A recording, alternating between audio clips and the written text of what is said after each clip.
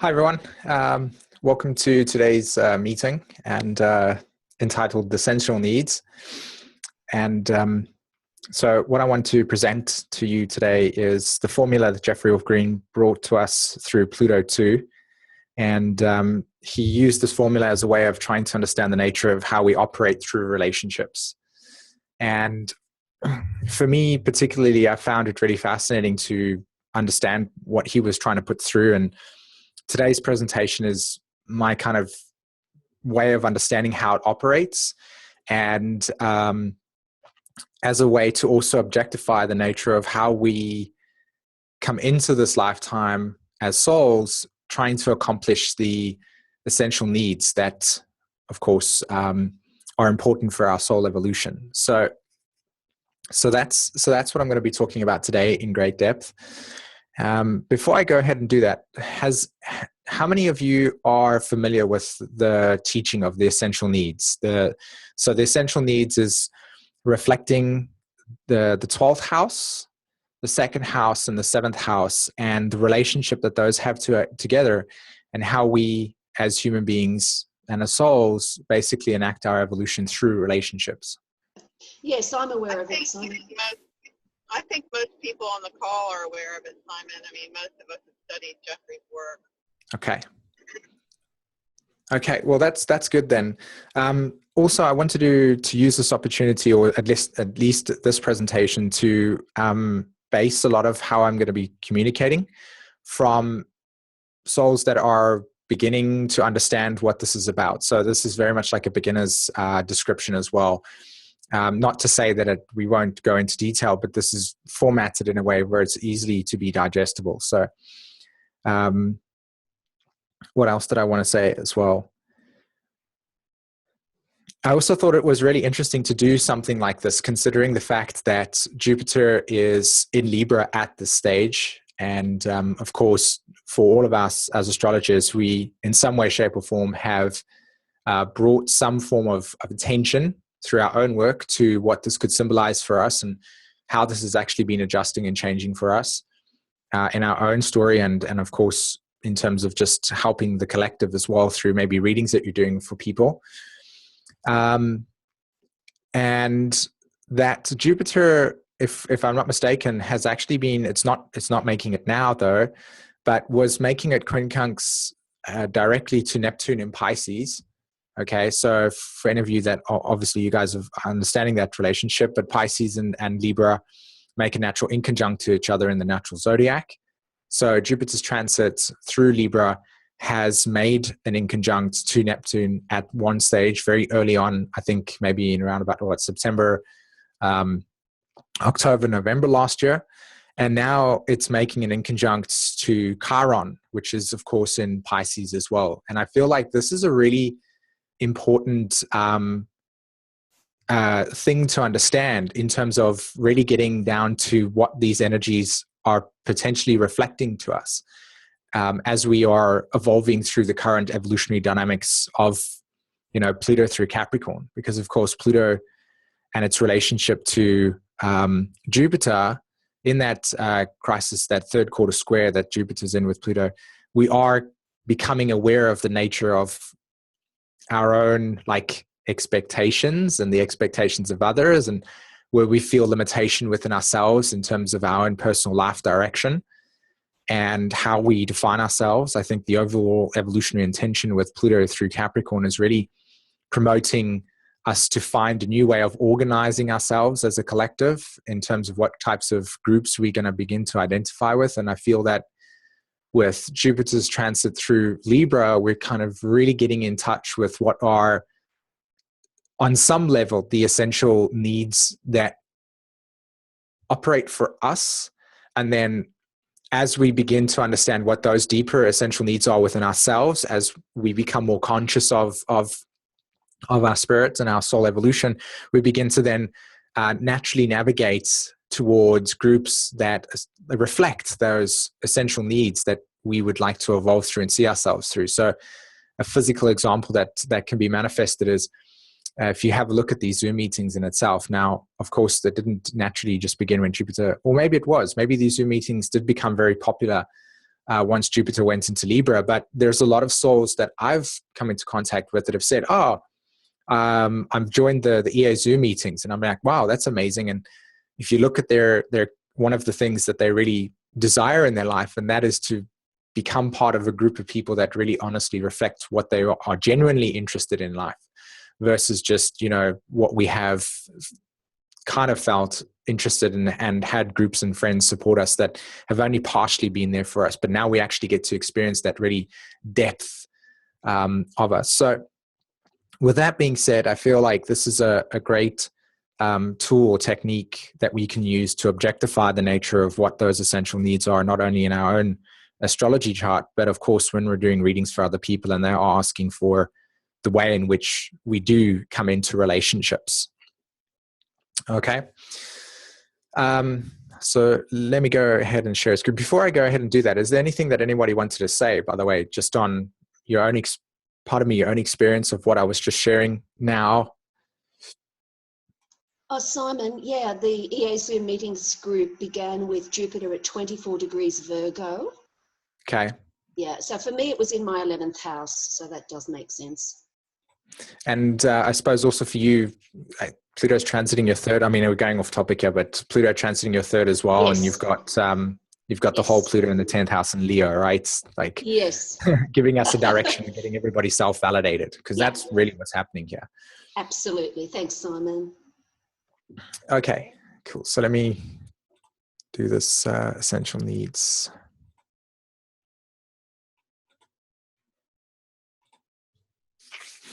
Okay. Yeah. Can everybody see the screen, by the way? Yeah, yes, it's good. Yes. Okay, fantastic. Okay, so the essential needs, as I understand it, and how I, work with it and processed it, I see it as the path to self-realization. And to me, the path to self-realization is reflected in the way in which we, as souls, come onto this planet, and through the nature of understanding our desires and, psychologically and emotionally processing those desires as we, follow them and completing them, of course, exhausting them, we begin to understand a deeper connection with ourselves. But within everything that we engage within, there must be a relationship of some sort. And it doesn't have to be a human being. It can be any object for that matter, a way in which you relate to yourself in relationship to that object. It's always reflecting to you something about yourself. So I feel that when it comes to evolution in itself and our relationship to things, there is always something that we're bringing to the relationship, and there's always something that is being reflected back to us or being brought to us from the relationship, like a give and take experience. And as we interact with the relationship in itself through Aries, Mars in the first house, through instinctual action, we begin to understand the nature of how we are understanding these more plutonic unconscious desires. But on a more physical level, in the sense of our own inner relationship to ourself and how we develop and build and process and understand that emotional and psychological reality, we begin to then see this path of self-realization unfold in front of us. And as we walk that path of that self-realization, we gain a deeper inner sense of understanding. And that is also how I also see the nature of how we progressively shift the vortex of energy from the ego into the soul awareness, and we allow ourselves to break through the veils of the Maya as we continuously keep on moving through this process of soul awakening and expansion of consciousness. So essential needs to me reflects the nature of how we, as in individuals, have a specific karmic signature that reflects to us the way in which we engage in relationships, what we naturally seek in relationships, how relationships validate us and we validate it, the natural control mechanisms we obviously put in place relative to our own unconscious emotional security patterns in which we need to work through and develop and strengthen and nurture. So that whole entire process and what that means for us individually, right? Okay. So the essential needs formula is reflected in the three archetypes, okay? We have the 12th house, which is reflected through Pisces. We have the second house, which is reflected through Taurus and the inside of Venus. And we have the 7th house, which is reflected through Libra and the outer side of Venus, okay? The blue line that connects Pisces to Taurus is a sextile, and it reflects the natural relationship that we have to Source, and also the natural relationship that we have to the experience of separateness, okay? So, of course, through the Pisces symbolism, yeah, we can see the natural connecting and realization that we are Source itself, and as we move through our lives, we draw into our soul awareness the experience that we necessarily need to evolve through. That would be the natural path to self-realization, that sextile. The inner sense of identity, which is now Taurus. Taurus reflects to us the inner relationship that we have to ourself on a more subjective, psychological, and emotional level. And it reflects the natural way in which we, through the archetype of survival and therefore needs, what are our needs, how we basically facilitate our own needs as a way of self-sustainability and self-reliability. And they're really important keywords to recognize in this understanding.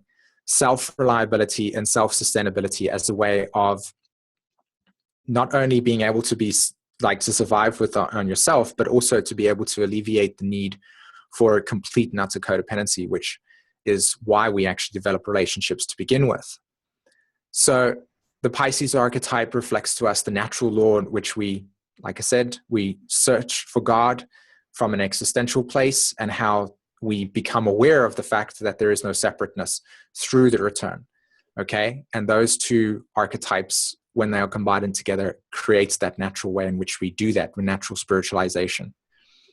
Now, these two green lines over here are reflected as inconjuncts, and they're 150-degree angles. And what they do is they reflect to us the nature of Virgo, which is a crisis. It's an angle that creates an internal crisis within ourselves that allows us to then, through that internal crisis, create a natural psychological process of reflection. And it is in that process of reflection do we then understand the needs of the experience, to become in reality with the experience, to become aware of what it is that needs to be integrated or healed. So these inconjuncts, these lines that are forming from Pisces and from Taurus, are then connecting and joining at the apex over here in Libra. So we know that Libra in itself is a very big key player in this experience, because both of these angles are actually combining over here. There's no separation in that sense. So the focus points within these two archetypes of Pisces and Gemini, pardon me, not Gemini, Taurus, are then expressed through Libra, and Libra is where we begin to understand the nature of this inner state of coming to ourselves through Pisces, and how we essentially are understanding our own self-sustainable needs and its relationships. Okay, so the 7th house of the astrological zodiac wheel, 7th house and Libra. Okay, so Libra is about relationships. It's about the way that we form relationships with people. It's the way that we associate with different types of ego identities, and how those different ego identities are reflecting to us our own inner sense of who we are and who we are not, right?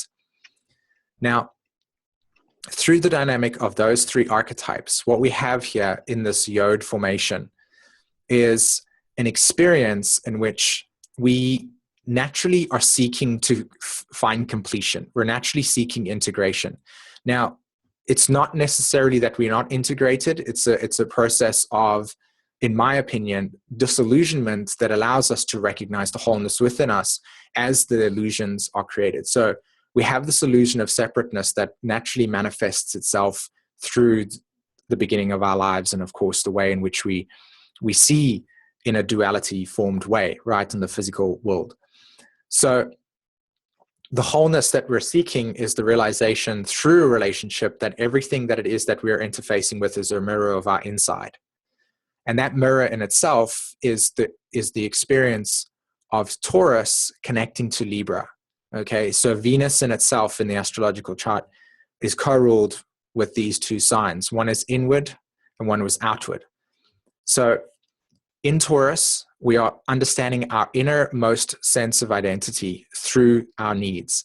What we do then is we begin to then look at other people in relationship to ourselves, and we begin to form relationships based on these inner needs. And it's, in my experience, depending on how many relationships you've been through and obviously gone through the path of self-realization, this is very much an unconscious experience until you kind of get really, really aware of how relationships are coming your way as a way of you reflecting what your needs are and are not. Okay. So Taurus then tells Libra, it says, okay, these are my needs, and I'd like to engage with something or somebody and reflect to them my needs. So, I think that's pretty straightforward in terms of explaining. So what happens here is that immediately as we begin to form relationship with people that are reflecting to us similar needs to our own, or how we put out those needs, we begin to develop a kind of interrelationship where we spend time, we develop fairness, we develop balance, we begin to kind of like open ourselves up a little bit more to sharing, inclusion, the general Libra archetypes. And at some point, we do then, and this is generally when I think we get to the Scorpio part of the experience but it's not obviously completely set in stone, but it's more likely to happen in the Scorpio archetype. But when relationships begin to find more, when we find more security in relationships, and we begin to open up more and begin to spend more time with people, we begin to then put into the relationship more of the unconscious material that we bring to this world as a way of just being more at ease with another person. Like we find the barriers in which protect us and our hearts, etc., for being more open. So we start to begin to be more open with those experiences. And of course, a byproduct of that is then the nature of how our true karma comes in. So the relationship that this quincunx has here, this 150-degree angle to Libra and Pisces, is the way in which we begin to then, in relationships, put an ultimate meaning. Like if you read the EA glossary, there's a title that's called the de facto God-Goddess experience in the Libra archetype, and it's how we project that into relationships. Okay, it's an unconscious projection that we put onto the relationship as a way of seeing the relationship as the source, right? So this is the generic, or this is the classic truths that get manifested through consensus reality, primarily as this is my soulmate, or we are meant to be together, or this is the ultimate love, and it's that basically it's what we do is we put into the relationship a way of identifying ourselves and other person with deeper meaning. And of course, it doesn't mean to say that it's not the truth on most occasions. It just means that for at least the first, depending on how long the honeymoon period is, which is that 12th to 7th house connection, by the way, just to let you know. Well, that honeymoon period is related to how we put into the relationship the illusion of this special experience, right? This ultimate meaning. And progressively, as we begin to become more like safe and secure within the relationship, and we spend more time being in our natural paths, we begin to understand that there becomes this natural crisis. And these are what these inconjuncts are all about, the natural crisis that begins to form as a way of adjusting ourselves to the actual reality versus the one that is being created as a way of ultimate meaning, and also how our needs are essentially being projected into relationship as a way of their needing to be met. So where we have unresolved material that is not essentially where we have empowerment in, we can put those needs onto the relationship. And what naturally begins to occur through this experience is the needs of the other and the needs of ourselves getting all entangled up in the extremes that Libra can manifest itself. And of course, the unconscious projections of ultimate meaning. Okay, now think about it. When we deal with the archetype of ultimate meaning, what we're looking at here is actually something even more detailed. Okay. Now, for most of you that are watching this video, of course, you'll understand the natural zodiac, and you'll know that there's a natural sextile that happens from Pisces to Capricorn, and there's a natural sextile that happens from Taurus to Cancer, and of course, the natural sextile on the finger of with Pisces and Taurus. Okay, so that kind of signature of Capricorn, Pisces, Taurus, and Cancer creates this dynamic, and I'll talk about that now. But you also see here that I've added this extra dynamic of Cancer, Capricorn, Libra, and these natural squares that take place, this opposition and the squares, okay? So what happens in this dynamic over here is that when we begin to, and I'll go back to, let me just clear the drawing over there.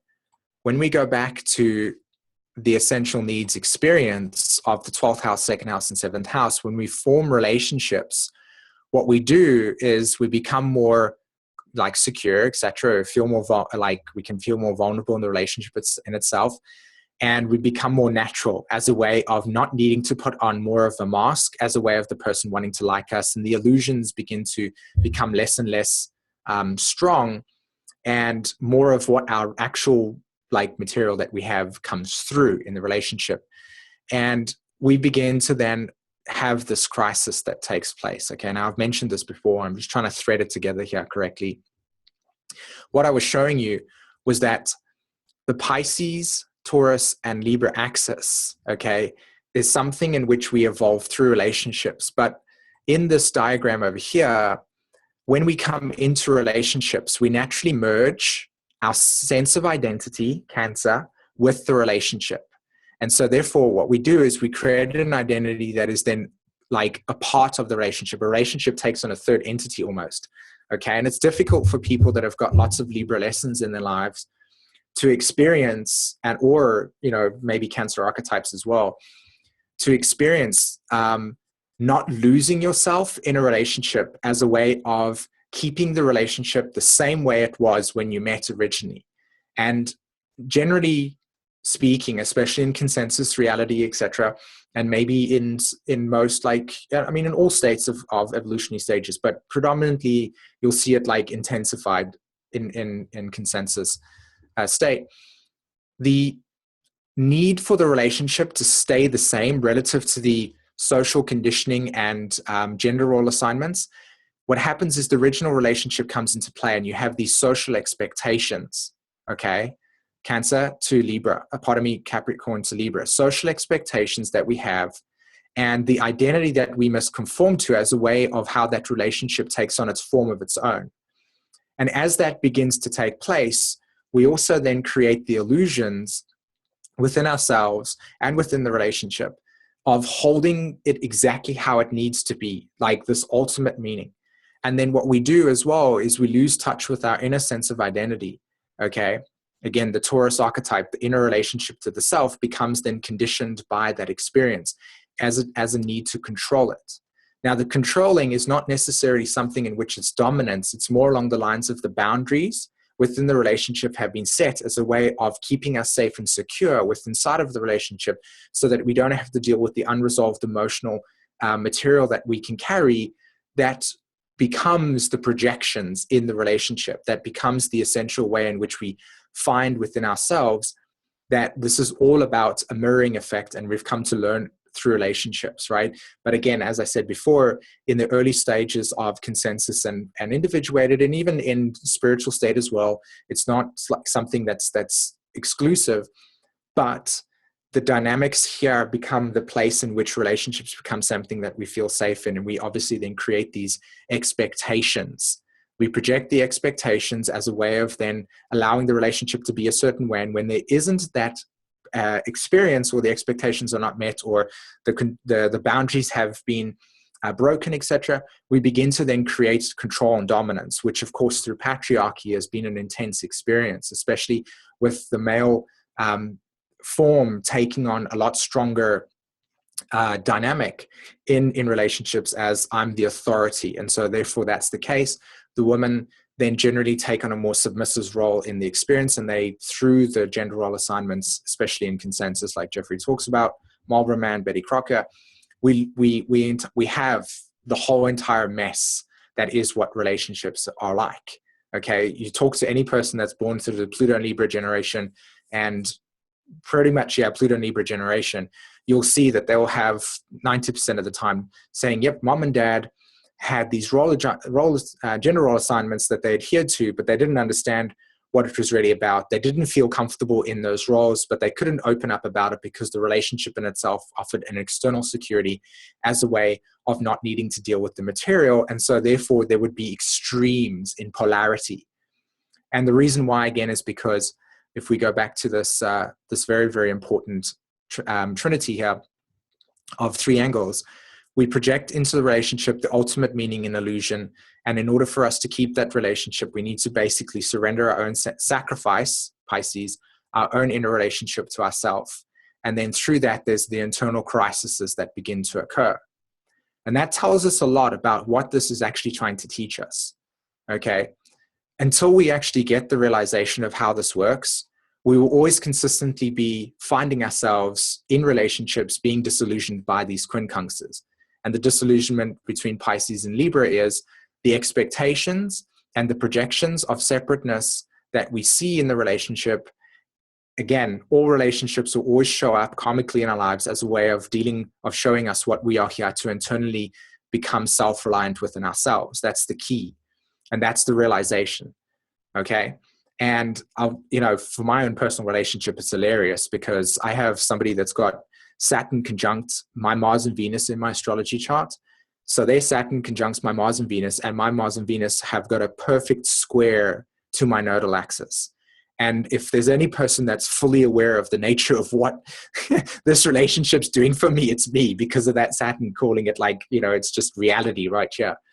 And if I respond to my relationship with the Pisces separation of not seeing the universe of God working through that relationship and through her and through me as a way of developing more of my own karmic integration process, then I will, through the separateness, it becomes projection. It's like, it's your fault. You're the one that's doing this. You should fix this, pointing fingers, and not really realizing that the ultimate truth is actually being revealed in that moment. And when you don't have the separateness through the relationship, then immediately you begin to see that it's the path to self-realization, as this relationship teaches me every single day whenever my own karmic signature comes into play. And I'll show you that in this chart. So I hope that that's kind of like really getting you to be aware of what this is about. It's a way in which we come into relationships, a way in which relationships reflect back to us consistently all the time, where we are developing more deeper connection with ourselves, and how relationships will begin to start off with an ultimate meaning that eventually leads to where we then see the relationship as two separate people interacting with each other as a way of dealing with their own 12th, 7th, and 2nd house. And these angles creates that dynamic in relationship. I think it's like the fundamental archetype of, if you want to understand why relationships work or don't work in composite charts, etc., and how compatible they are, or to help people recognize where their own projections and expectations are, then this would be the formula to really get in touch with that. So one last thing that I want to do just before I jump onto some astrology charts is look at this angle that I made over here. Okay, Scorpio and Taurus. Now, Scorpio plays an incredibly powerful role in this experience because Scorpio is the archetype that naturally evolves us. And because of its polarity to Taurus, whenever we are in a relationship that is becoming too codependent, or we are osmosed in the relationship where we are fully disempowered through the other person being empowered more than we are, like a classic 8th house Pluto soul lesson that has to become learning, or in my case with Mars and Venus square the nodes, the dependencies that you can have on relationships, and seeing the empowerment outside of yourself and then thinking that the empowerment is outside of yourself, you can easily begin to see why relationships carry these deep woundings that are not actually part of what Scorpio's lessons are, but unfortunately, as we are very deeply rooted in our own suffering at this stage and separateness, we see Scorpio as abandonment, loss, and betrayal. Because when we form a relationship and we osmose, obviously the process of osmosis becomes one, right? In other words, we need to basically merge in that sense.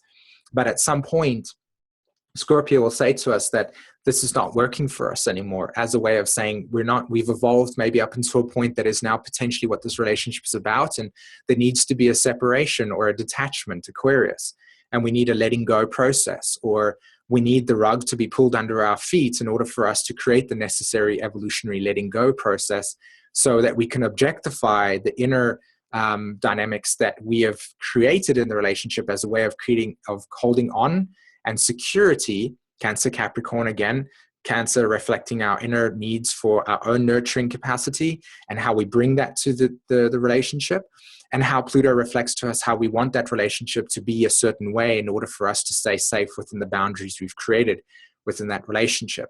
And then Pisces comes in and says, you got to recognize here that I can't really see Libra correctly, so any projection, any expectations I put on you, is it a reflection of my own separateness, or is it a reflection of where I need to become more aware of my own internal process and how I'm projecting my needs into the relationship and they're not being met, so therefore blaming the other person. Okay. And of course, denial also being part of Libra, which is, in my opinion, connected with the inconjunct between Libra and Pisces. Okay. So finally, just these pictures over here. The picture on the left-hand side is the moon, and this captures the Pisces element.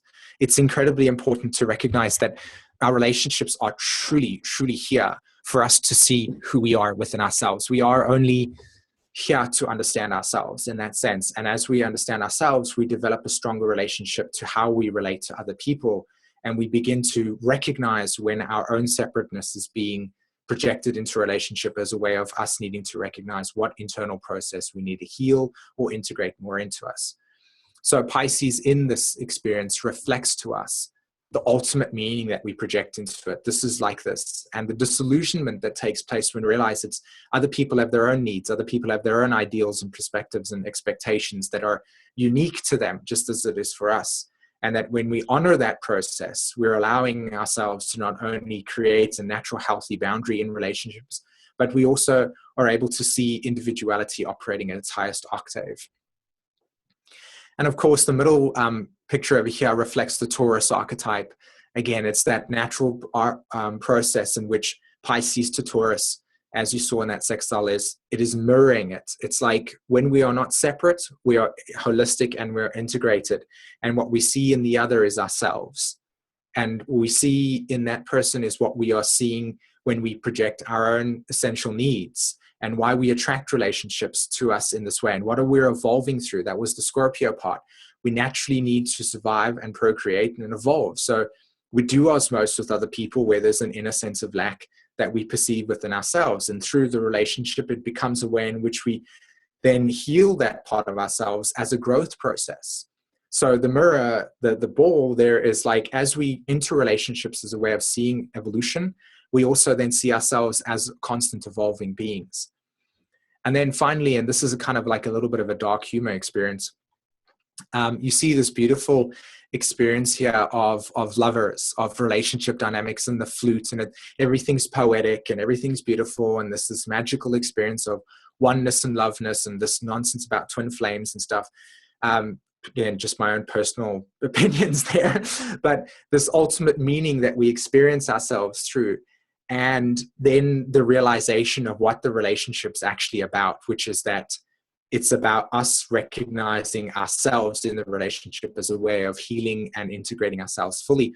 And the scythe and the dark architecture over there in the background that sits as the relationship, it's like the QUINCUNXES. It's like, it's just waiting for that moment in which you put yourself in the relationship, you realize you've projected an expectation of how a relationship should work.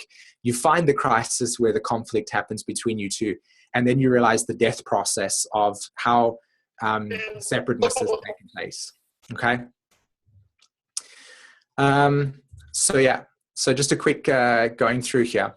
Number one, in our Virgo process, how do we identify the sextiles and the inconjuncts in our chart? Well, step one, we identify the sign on the 12th house cusp as a way of understanding Pisces. We also look at the planetary ruler of that 12th house cusp as the way in which we project the ultimate meaning into the relationship, okay? And again, I'll show you what this looks like in charts. Then step 2, we identify and understand the natural dynamics of the sign and the second house, so the sun and the second house cusp, and of course its planetary ruler, as well as understanding our specific karmic dynamics of where we are finding the inner relationship to ourselves as a way of finding God. Okay, the source within ourselves, the integration, the holistic. How do we naturally operate? How do we naturally go into relationship and say, hey, this is what I need, as a way of identifying evolutionary dynamics?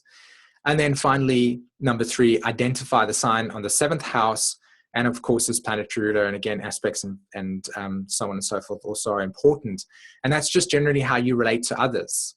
Like Jeffrey talks about in his material with regards to the 7th house cusp, it's the descendant that is how people actually see you and the mask you wear. So it's like particularly, I mean, I don't know if you guys notice it with me, but I have Leo on the 7th house cusp as well, with Pluto conjunct the moon, sun as its ruler.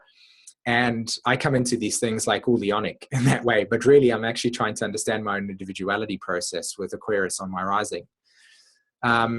So that's your 3-step method. And then this is my astrology chart over here, and I want to kind of just share with you how I've processed this within me. So firstly, these little green, these blue circles over there, that's the 12th house experience. So firstly, I identify the sign in the 12th house, and for me, that's Capricorn. So it already tells me in this lifetime that I'm going to be evolving in relationships through the nature of the archetype of Capricorn. It's like it's a big deal for me. What types of boundaries do I put in place? How do I sense my authority? How do other people put their authority in relationships with me? How do I create a natural sense of fathership within myself? And of course, the natural law of internal emotional resilience, right? And if you look at my planetary ruler, you've got Saturn in the 10th house in Scorpio right there.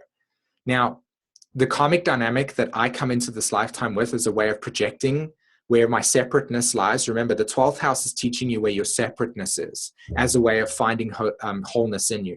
So what have you come to search for in your life as a way of the path to self-realization? Well, my dynamics here correlate to the abandonment and loss of the father. And so if you look at my chart in a more intense way, you'll notice that the soul is actually karmically scripted through Pluto in the 10th house as a way of actually letting go of all external definition and to find out its own internal sense of identity. So part of my karmic story when I grew up was that my mom and dad split at the age of 3. And literally as Pluto hit my Saturn in my charts at the age of 5, the ownership of who my father was had changed. So my mom got remarried and a new parent stepped in as a way of reflecting who my father was. Okay. And then, of course, that was the natural law in which I was conditioned growing up and the dynamics that are contained within me. Now, and then at the age of 21, at my Saturn, my third Saturn square, which was happening here in Leo, my dad passed away, which catalyzed me into actually finding a sense of special destiny, which is one of the reasons why I live abroad. So when I look at the dynamics of how I project into relationships, again, it's like I'm here to find a meaning, but I also am looking for a partner that needs to fulfill my abandonment needs. Okay, so I actually attract relationships that are naturally going to be father orientated to me, and they actually create codependency archetypes in which there's a natural crisis where I either don't evolve through becoming my own parent, or I do evolve, like in this relationship, by not having that person have that capacity. And every single time I'm asking for that person to be the parent for me, it's like there's a natural crisis that just happens. It's like it's not even a joke. It's actually kind of funny how intense it is in this relationship in terms of how I've come to evolve this archetype, because that person's Saturn is on my Mars and Venus. It's like I've really, really had to grow up in the last 5 years as I've gone through my Saturn return. And that's how I projected, like everybody's here to kind of like be my own parent. And through that, I don't actually find the path that I'm here to be my own parent as a way of holistically healing the loss of definition that my soul carries from lifetimes as a way of evolution. Does that make sense? So that would be that there. And then of course, the second house cusp, you can see there that I've got Pisces rooting my second house. And you can see that Mars and Venus is in a balsamic phase. So you can see I'm already trying to find holisticness within myself, that Pisces completion archetype. but Neptune is ruling that Pisces there in the second house. Okay, my fifth house is also ruled by Taurus, which of course has a very important aspect in my chart. It's opposing my moon and Neptune there. So when you read about this moon Neptune experience, you need to actually assimilate that the inspiration or the source of creation is in balance with your sense of identity. Otherwise, there's this opposition that's taking place between, wherever you look in the chart. But particularly for me, you can see that I'm trying to create a sense of identity that's in alignment with my belief systems and individuality. And part of that process is needing to see that I am the source of my own creation. Pisces on the second house cusp. So, look at the work that I do. It's like I'm all about this process in every sense of the word, and I can't find meaning in anything else other than this work. It's like it's actually that insane. I will completely disassociate from all forms of life if I can't get to do this, which brings me to the seventh house cusp and the ruler of that being the sun and conjunct Pluto. Like for me, my whole entire destiny is projected as a way of fulfilling the soul experience and to find that ultimate meaning and to be able to develop relationships in which other people validate themselves as being whole, but also me attracting relationships to me that have got this creative self-destiny already a part of their process. And that also bringing to me an even more deeper realization of what it means to be my own father, my own sense of I'm here to manifest my own destiny, but I'm also in charge of it. I can't blame anybody else for not having that process, right? And so that becomes the way in which I've just watched that in my relationships, and I've seen how those dynamics have worked, and through that process got to where I am today by understanding this essential need. So for me, it's had a very profound effect in that sense. So I'm going to stop sharing here for a second and just take a bit of a 2-minute break while I drink some water. And if anybody wants to kind of just share with me a little bit about maybe how you've experienced that, or anything you want to talk about.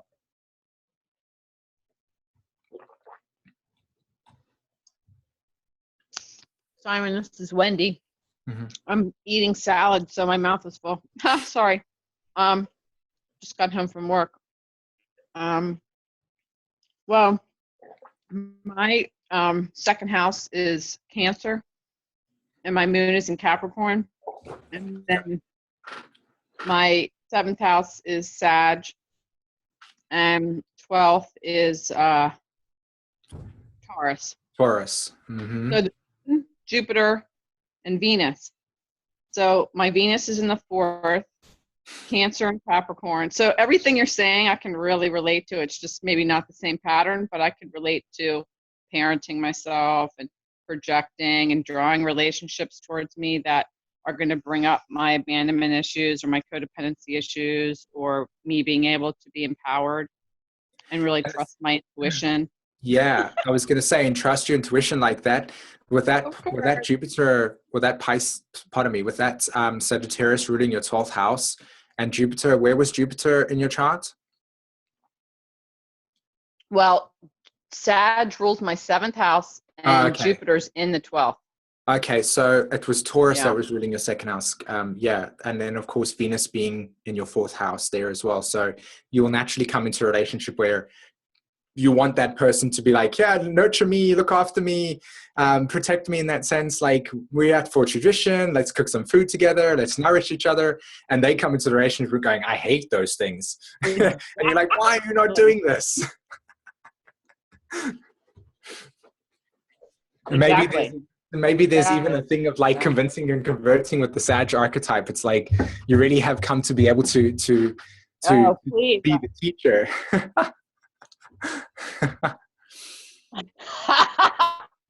It's actually pretty true. Yeah, it's funny. It's actually scary when you do that. Okay. Yeah, it's good to hear all this stuff. Good reflection. Sorry, what was that? The screen kind of I said it's good to hear all this. Very good reflection, good learning, and it's always helpful. Yeah, precisely. I mean, like I said, if you look at my own chart, it's like the only thing that I've come to share as a way of resolving my own issues in terms of my skip steps and my soul stuff is like, I have to be able to, it's hilarious. And I know I'm sidetracking you and I will go into the chart, so I do apologize. But I have to do the Leo and the 7th house cusp thing and talk about myself. But I was listening to David Green's communication or talking on Mars square the nodes. And she was talking about a soul that can generally want to skip ahead and then have to, in this lifetime, deal with the frustration of wanting to go faster, but still needing to complete some stuff. And if you look at my chart, it's like I jumped into the Pluto and Scorpio generation, guns going, like, yes, this is me. I'm finished with this Libra nonsense. Let them all go. I don't want to have relationships. And then the soul goes, yeah, you missed this one thing. It's called, you actually have to let go of the relationship as a self-empowering tool. So he has these squares to the nodes, and the part of me that hasn't fully integrated the lessons of the Libra thing has actually pulled me back as a way of not only feeling that if I don't resolve the integration in this lifetime as a way of path of self-realization, then the gifts that I feel that are contained in my 10th house Pluto will never truly be reflected, because the truth of what I can prevent, what I can like share, is in this lifetime skip steps. It's like the wisdom contained and the insights contained is what I left behind because I was so eager to get on with the next step. And I feel it in my life completely. It's actually kind of hilarious how much that Pluto 10th house blocks me from getting to the next stage I want to get to, as a way of saying, but there's still some stuff you need to kind of look at as a way of like fully getting it. And I keep missing it. It's like my Gemini moon just goes so fast. I mean, you can hear it in my communication. It's like I struggle so much with that, just like, okay, let's just communicate, because the information in myself is so intensely like vast with that Sag stuff, that part of my lesson here is to really be able to kind of like get in touch with that watery part of me and speak from essence. And I do that. It's just, there's so many more factors that I need to kind of work through before I get to be able to really understand the beauty of that Pluto conjunct Mercury at the 29-degree Libra. You know, not as a way of just having that as a natural thing, but being able to really master it in Capricorn. And for me, it's all about integration. It's all about like spending my whole entire vision on realizing what parts of myself have not been fully integrated. Again, the 12th, the 7th, and the 2nd. And then as they become integrated, that becomes holistic. Pisces on my 2nd house.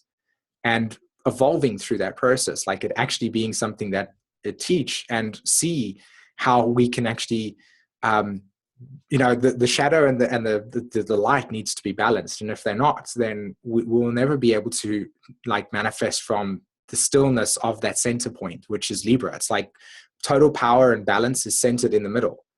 You know, so there's a whole entire like, you know, 300,000 word essay that I could talk for in terms of this Libra story that I have. But for now, let's just go on to other people's charts.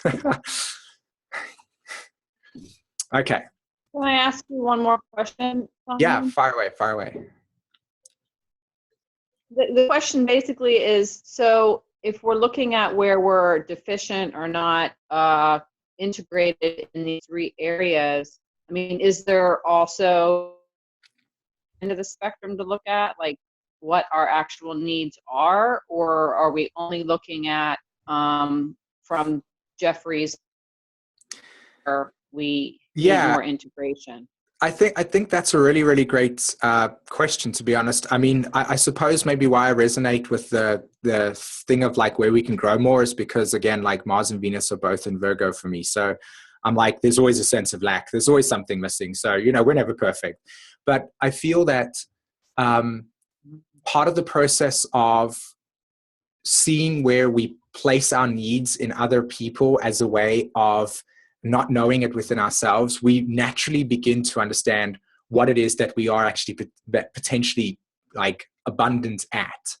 So the whole intention with this 12, 7, and 5, 12, 7, and 2 is actually rooted in Scorpio, the polarity point to Taurus. Because if you think about it really, really carefully, and I'm sorry, guys, I really hope that it's okay that we're kind of flowing down this road as a way of talking about this. I know everybody put charts up, but I really find that this is a fascinating thing to talk on. So I hope that that's okay. But let me go back to this thing here, okay? Because I feel like that's a really great question.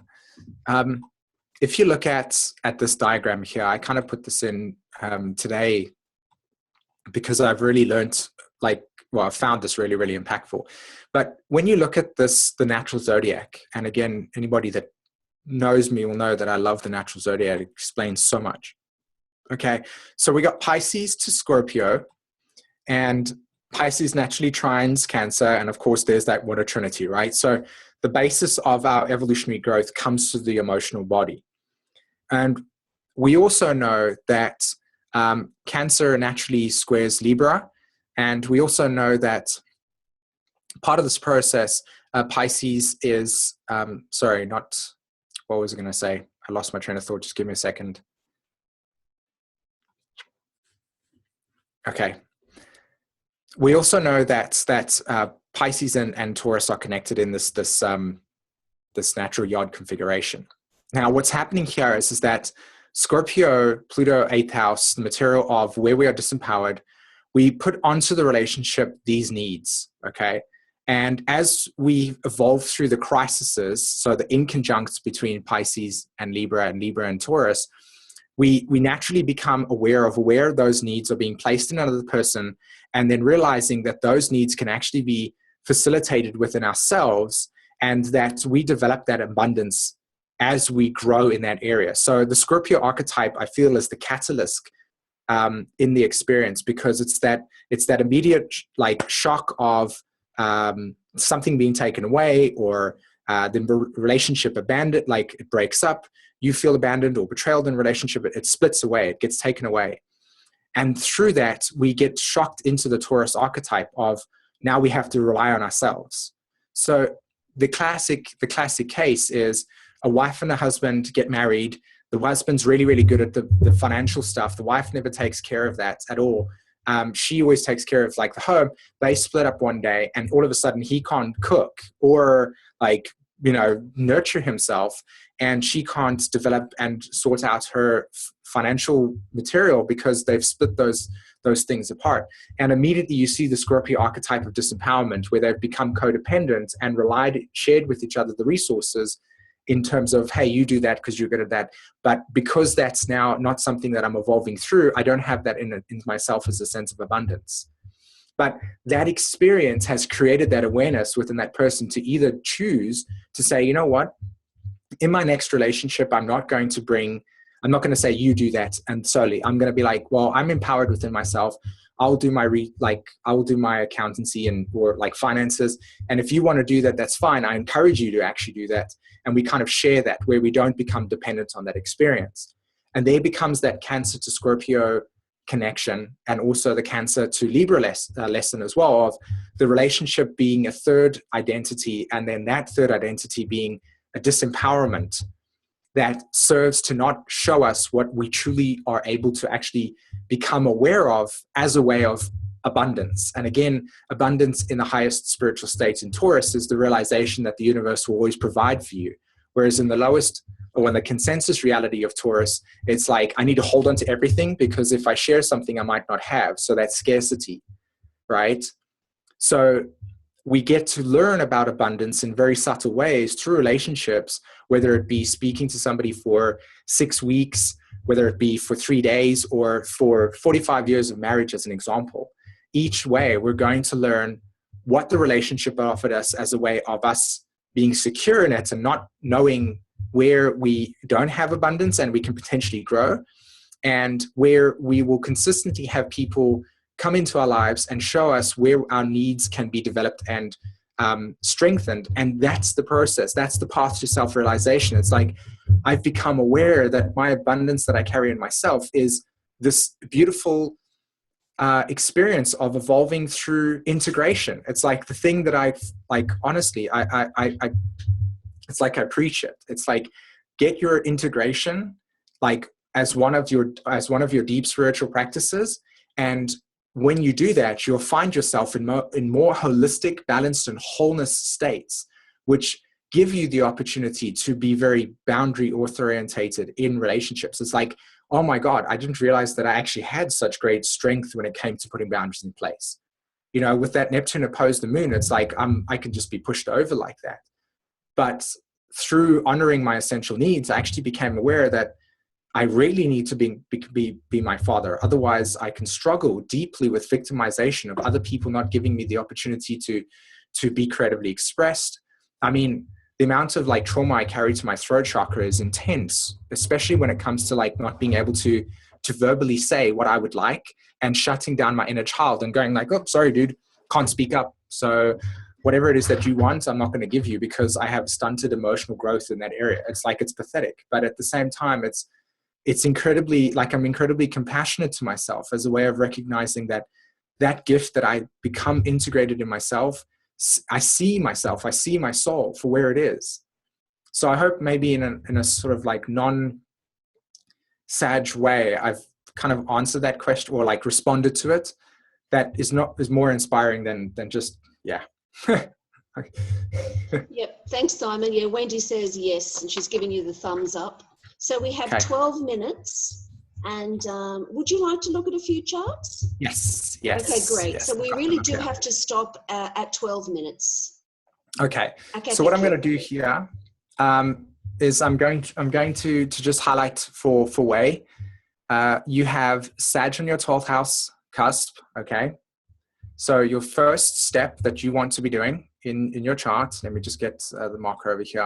My Virgo is freaking out. Need to make it clear. There's Sag on your 12th house cusp. So immediately you're going to be looking for Jupiter in your chart. And you can see that that's in the first house, Aquarius.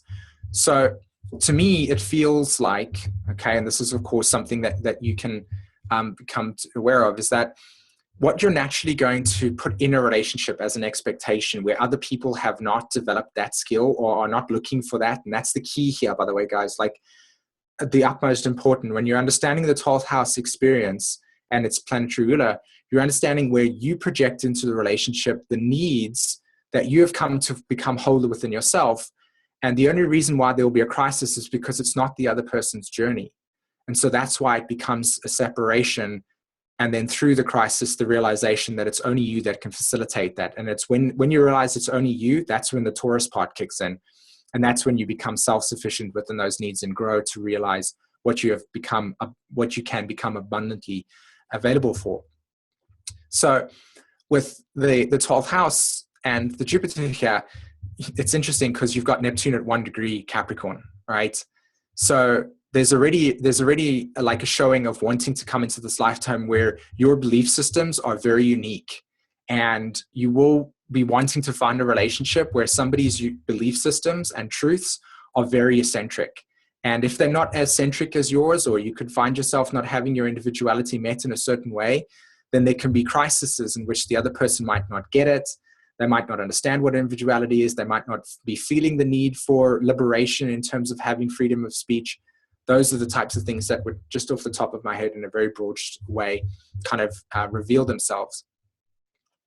And then, of course, the next step that you want to be looking at is the second house cusp, which is Aquarius, as you can see. So it's not like, again, the chart just speaks for itself. Okay, your second house cusp, it's ruled by Aquarius, and that's Uranus, and Uranus is in Sagittarius in the 11th house, right? So, I mean, if there's any person that has come to really, truly speak their perspective in a way that is eccentric and very, very much about who they are, then it's you. And this is like comically actually scripted for you. You've really come to figure out what is your truth in a way that's more elaborate than just the kind of common way of just going, yeah, I'm speak my truth. It's like you've really become to figure that out. I just want to say to you, as one Uranus person to another in the 11th house, recognize that you will go through groups and people that will eventually you will outgrow, and you have to stay true to yourself in those group things. Like the moment you outgrow group dynamics, you will begin to live an inner lie in which you kind of like suppress your own individuality as a way of staying with the groups, and just because it's safe. Whereas as soon as you outgrow that group, you have to liberate yourself as a way of then searching for a new group that reflects the new sense of identity that the soul's really trying to figure out. So I feel like this is very much about figuring out your personal perspective in things, hence the Chiron in the 5th house, Gemini, the woundedness around validation in communication. Okay. So then finally, we look at your 7th house cusp, and that's ruled by Cancer. And where's the moon? The moon's sitting at 10 degrees Taurus in the 4th house. So to me, I feel like you will naturally draw people into your life that will be nurturing and caring, and they will see you that way. And you are also that type of person that's very, very like in touch with your own emotional nature.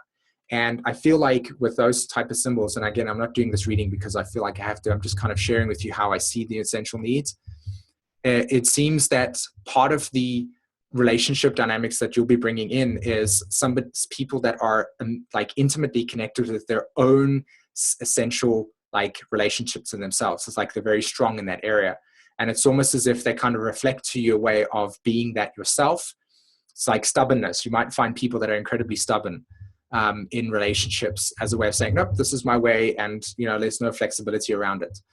And you kind of got to be able to see that they're probably maybe showing you that that's what it means to hold your own truth and not allow it to sway left and right or be easily influenced. Again, it would be interesting to hear your thoughts. Okay, maybe in the comments in the Facebook chat afterwards. Okay, so the next person I've got is Sue. And Sue, you have, of course, you can do this yourself as well. You've got Taurus ruling your 2nd house, just like Wendy, and your Venus is situated in the 3rd house, Leo. Okay, so I feel like when it comes to relationship dynamics in the past, I feel like this is the type of soul that is really learning about seeing like the expectations of other people, about creatively self-actualizing them. It's very important for people to be very vocal with you. They need to be very expressive of who their inner reality is and how they are relating to themselves and how they're relating to you, because you might do that naturally as well, like very, very openly expressive.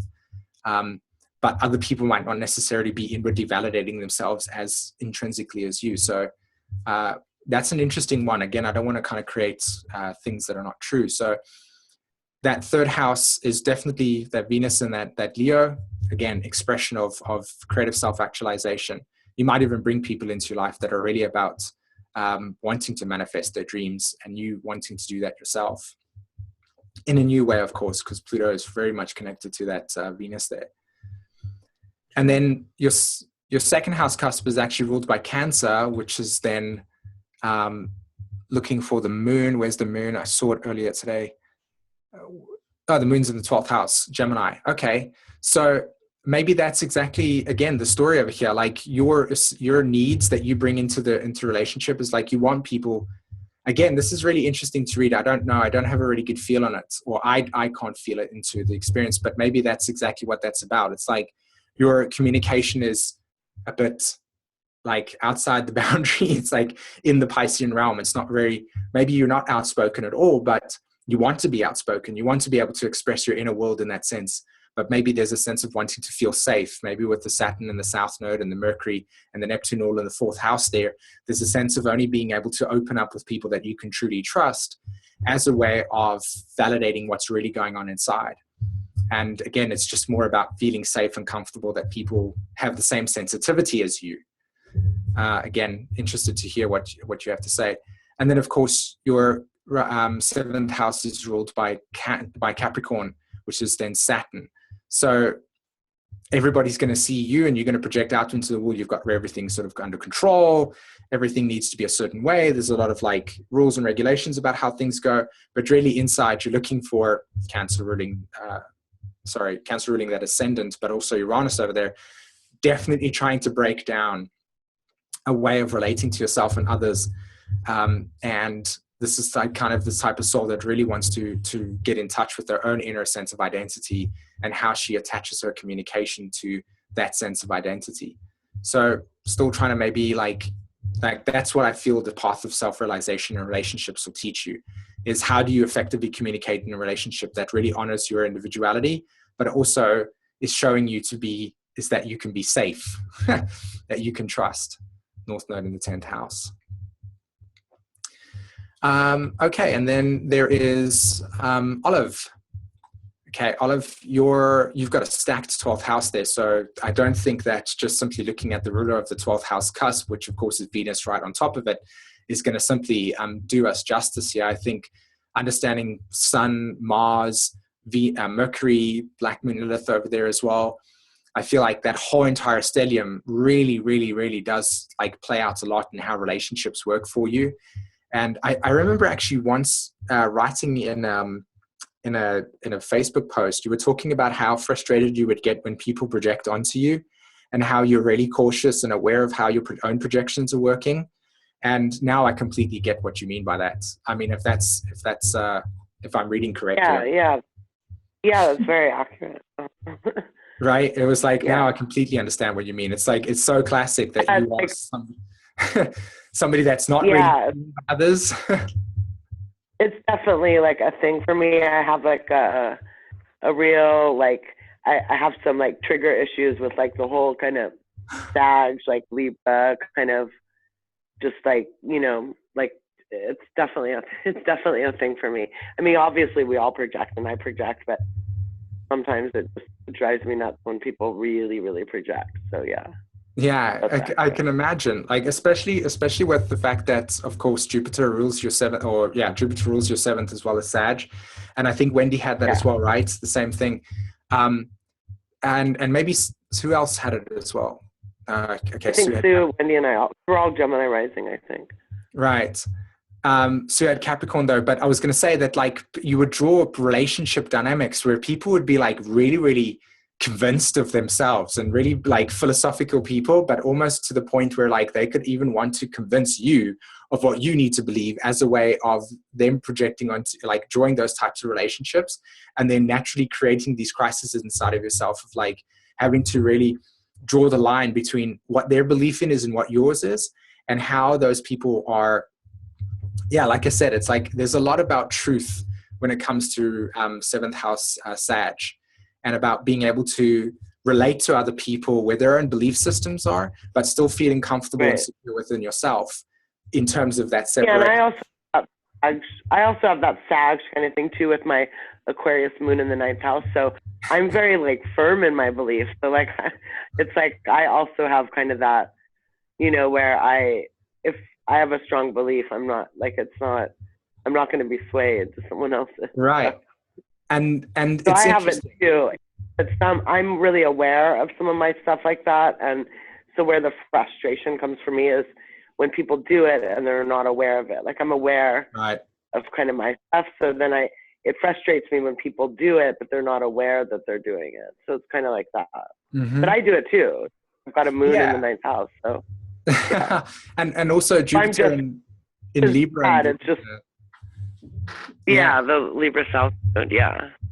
Sorry, I meant to say Jupiter in Leo in the 3rd. It's like you are actually had to kind of like deeply validate your own belief system. Yeah. And actually, my father was a severe narcissist. So I resonate with a lot of what you said about. Right now, I'm in this horrible transit time. You know, Pluto square my nodal axis and all kinds of stuff, Uranus on my North Node Saturn, to where I actually am needing to learn to parent myself. And I'm kind of, you know, my essential needs are kind of like with that, you know, Taurus on the 12th, it's like I kind of, all that Pisces kind of energy, I give everything away. And I also am kind of looking for the parent, because my narcissistic father not only ignored me, but also engulfed me. Yeah. So kind of really controlled and held me captive my whole life, you know, emotionally captive, and really kind of controlled my everything. And now I'm just all alone in the world, like learning to kind of parent myself.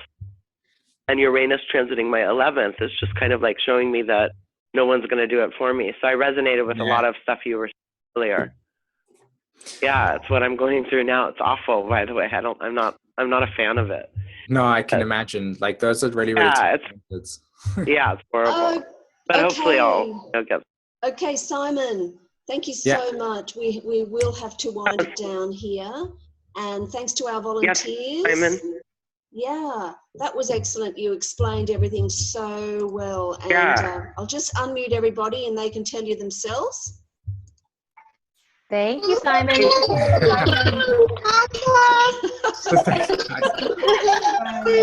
Uh-oh, that was Tashi. Okay, thank you, SΥmµN. See you next time. I'll just end the meeting now. Thank you very much. Thank you.